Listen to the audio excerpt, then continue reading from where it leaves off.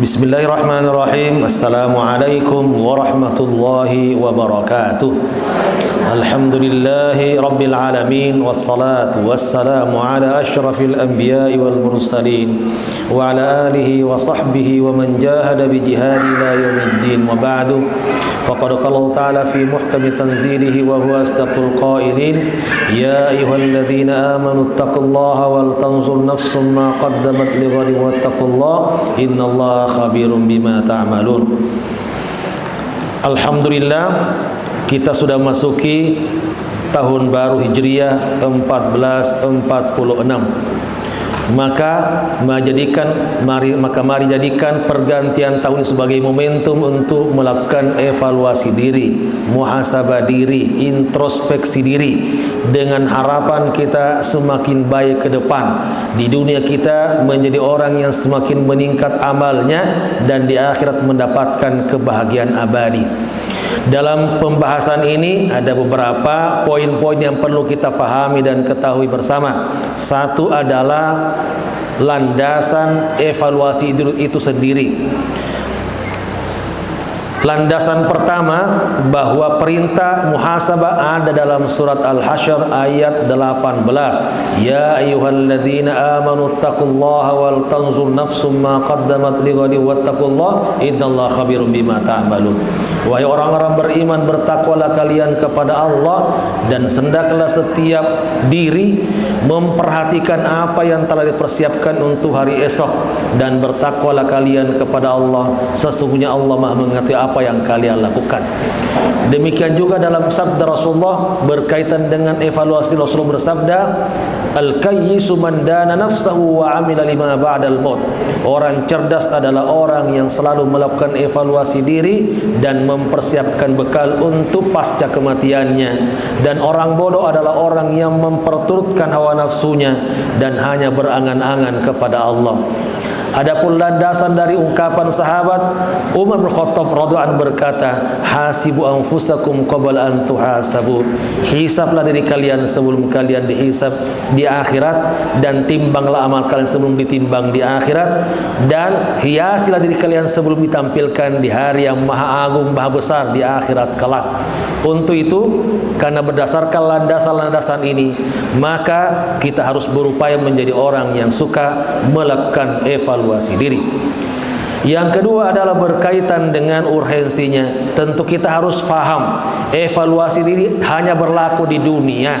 Adapun di akhirat, kita yang akan dievaluasi oleh Allah. Maka ketika kita evaluasi diri di dunia dan ternyata banyak kelemahan-kelemahan di sana, masih ada peluang untuk kita perbaiki, untuk kita kemudian tingkatkan.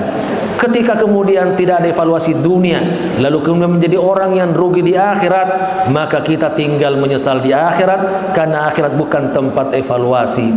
Maka manfaatkan hidup ini untuk kemudian evaluasi diri, agar kita kemudian menjadi orang yang bisa semakin baik, dan akhirnya kita kembali kepada Allah juga dalam keadaan baik. Apa manfaat dari evaluasi diri? Manfaatnya diantaranya adalah ketika kita suka melakukan evaluasi di dunia, maka insya Allah di akhirat Allah akan ringankan hisab kita. Fa amma man utiya kitabahu biyamini fasawfa yuhasabu hisaban yasira. Adapun orang yang menerima catatan amalnya dari sebelah kanannya, maka dia akan dihisab oleh Allah dengan hisab yang mudah. Maka lakukan hisab terus menerus di dunia. Di akhirat Allah akan ringankan hisab kita dan masukkan kita ke dalam surganya insyaallah.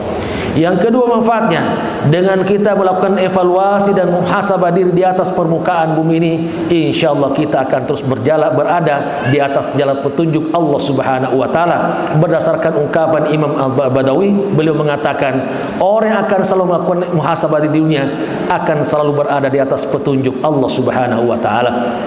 Yang ketiga, dengan selalu melakukan evaluasi di dunia ini, insya Allah kita ini akan menjadi orang yang bersih dosa-dosanya, menjadi sarana untuk selalu membersihkan diri dari berbagai dosa. Itulah sebabnya ilmu al-Ghazali mengatakan muhasabah diri sama dengan kita beristighfar dan bertaubat kepada Allah Subhanahu wa taala.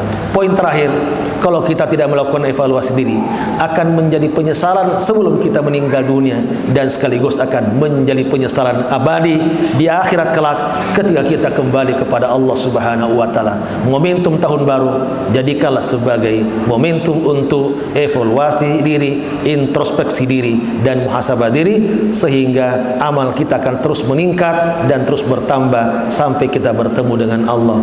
Mudah-mudahan manfaatnya dan semoga Allah melindungi kita semua. Wabillahi taufiq wal hidayah. Wassalamualaikum warahmatullahi wabarakatuh.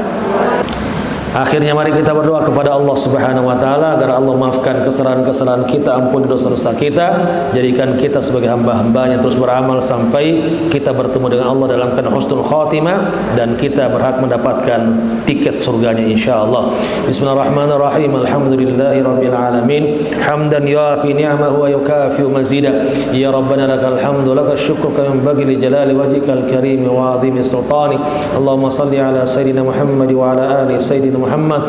Allahumma inna nas'aluka al-huda wat-tuqa wal-'afafa wal-ghina. Allahumma arhamna bil-Qur'an waj'alhu lana imama wa nura wa huda wa rahmah. Allahumma dhakkirna minhu ma nassina wa 'allimna minhu ma jahilna warzuqna tilawatahu ana al-lail wa atrafa an-nahar waj'alhu lana hujjatan ya rabbal alamin. Allahumma inna nas'aluka ridhaka wal janna wa na'udzu bika min sakhatika wan nar. Rabbana zalamna anfusana wa illam taghfir lana wa tarhamna lanakunanna minal khasirin. La ilaha illa anta subhanaka inna kunna minadh dhalimin. La ilaha illa anta subhanak inna kunna minadh dhalimin. La ilaha illa anta subhanak inna kunna minadh dhalimin. Rabbana atina fid dunya hasanah wa fil akhirati hasanah wa qina adzaban nar. Wa sallallahu ala sayyidina Muhammadin wa ala alihi wa sahbihi wa sallam. Subhana rabbika rabbil izzati amma yasifun wa salamun alal mursalin walhamdulillahi rabbil alamin.